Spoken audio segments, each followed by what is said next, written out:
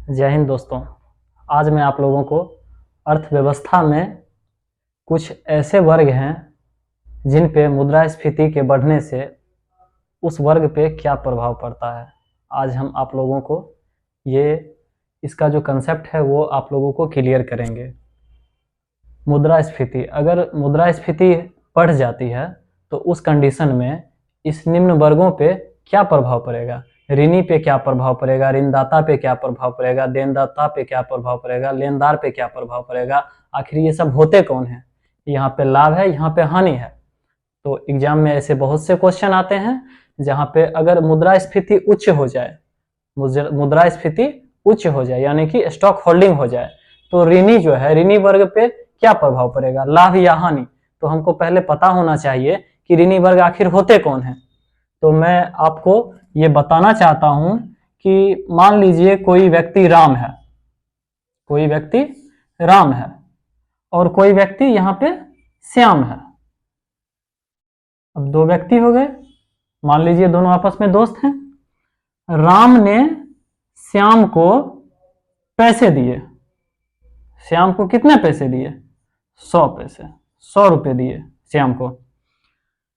तो राम क्या हो गया?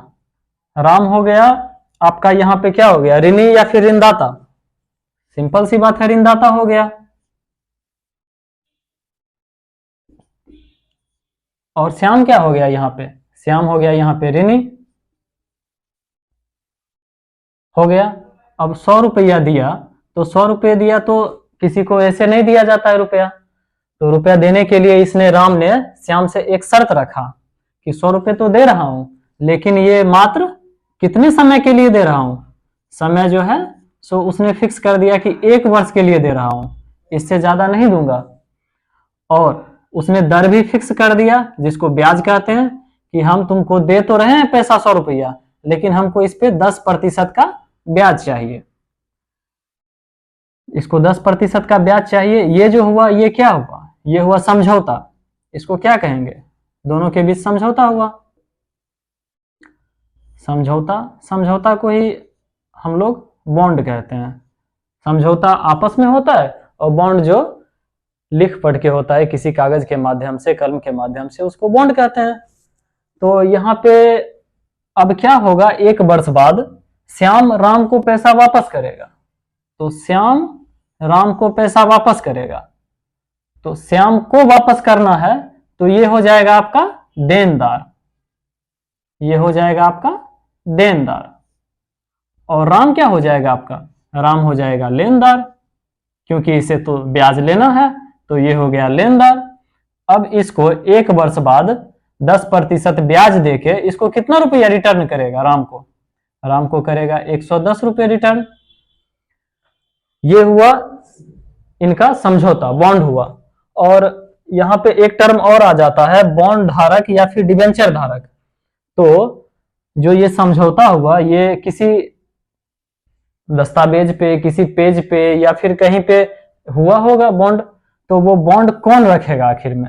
रख तो श्याम भी सकता है, रख तो राम भी सकता है, लेकिन यहाँ पे पैसा किसने इन्वेस्ट किया? राम ने। तो राम का रिस्क ज्यादा बढ़ जाता है, इसीलिए बॉन्ड कौन रखेगा? हमेशा राम रखेगा।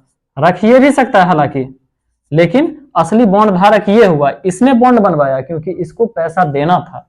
पैसा ये लेके रख लेगा, ये बॉन्ड रख सकता।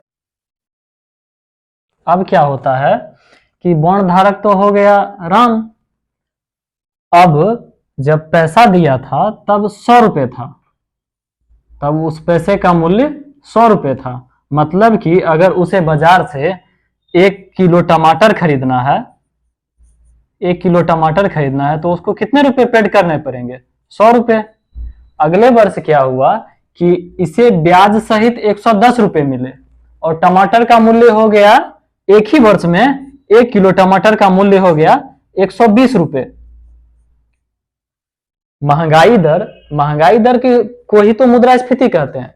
हालांकि टमाटर या फिर खाद्य वस्तु, ईंधन, इस सब के बढ़ने से मुद्रास्फीति पे कोई प्रभाव नहीं पड़ता है, क्योंकि ये अक्सर हमेशा बढ़ते रहते हैं। मुद्रास्फीति में उन वस्तुओं को शामिल किया जाता है जिनका मूल्य बहुत धीमी गति से बहुत लेट बढ़ता है, और इनका क्या है, टमाटर का उत्पादन बढ़ता है या फिर उत्पादन घटता है तो तुरंत ही उसका मूल्य बढ़ जाता है और कम हो जाता है।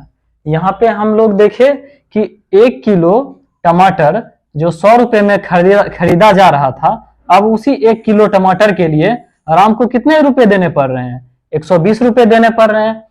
जबकि यहाँ पे श्याम राम को कितना वापस कर रहा है, 110 वापस कर रहा है। तो आखिर में राम को तो घाटा हो गया। यहाँ पे देनदार या ऋणी जो है इसको तो लाभ हो गया पैसे के मामले में, और इसको क्या हो गया, इसको नुकसान हो गया या फिर हानि हो गया। तो इस चार्ट के माध्यम से अब आप बता सकते हैं आसानी से कि यहाँ पे ऋणी है, ऋणी को लाभ हुआ या हानि। यहाँ पे देखिए ऋणी कौन था, श्याम था। श्याम को क्या हुआ, हानि हुआ कि लाभ हुआ, यहाँ पे लिखा हुआ है लाभ, तो क्या हो जाएगा, ऋणी को लाभ हो जाएगा। अब इसी तरह ऋणदाता पे आ गए, तो ऋणदाता कौन था, श्याम था या राम था। यहाँ पे ऋणदाता देखिए लिखा हुआ राम था, तो राम को क्या हो गया, हानि हो गया। अब देनदार, देनदार इस दोनों में कौन है, राम है या फिर श्याम है। यहाँ पे देखिए राम क्या हो गया, लेनदार, श्याम क्या हो गया, देनदार, तो देनदार को क्या हो जाएगा, लाभ हो जाएगा। उसी प्रकार लेनदार, लेनदार राम था, राम को क्या हुआ, हानि, तो यहाँ पे लेनदार को हानि हो जाएगा। उसी तरह बॉन्ड धारक या फिर डिबेंचर धारक, आखिर इन सब में से कौन था, राम था। तो जब राम को हानि हो रहा है तो जाहिर सी बात है कि बॉन्ड धारक या फिर डिबेंचर धारक को क्या हो जाएगा, हानि।